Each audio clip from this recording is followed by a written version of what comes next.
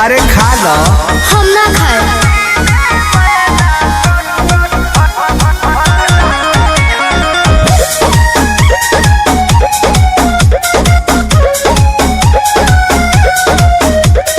Doctor से हमरा तो माना बा, बिछुआ तो खाए के खाना बा। अरे इहो बिछुए ह, खा जा। बुझाइए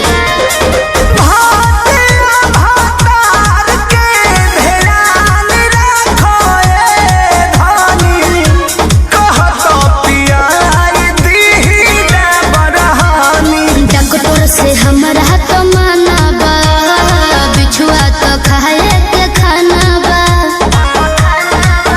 नहीं साइड इफेक्ट न पैदा करी।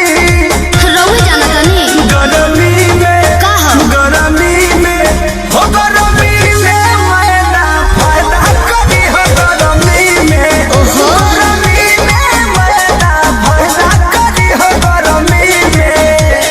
और अपने भाई से बात करना चाहते होंगे या कांटेक्ट करना चाहते होंगे तो मेरे इंस्टाग्राम आईडी का लिंक डिस्क्रिप्शन में दिया हुआ है, यहाँ पे स्क्रीनशॉट दे रहा है, तो जाकर इंस्टाग्राम पर फॉलो करो और अपने भाई को सपोर्ट करो। और इसी तरह डांस वीडियो देखने के लिए हमारे सनी आर्य ऑफिशियल चैनल को प्लीज़ सब्सक्राइब करो। मिलता है किसी नेक्स्ट वीडियो में।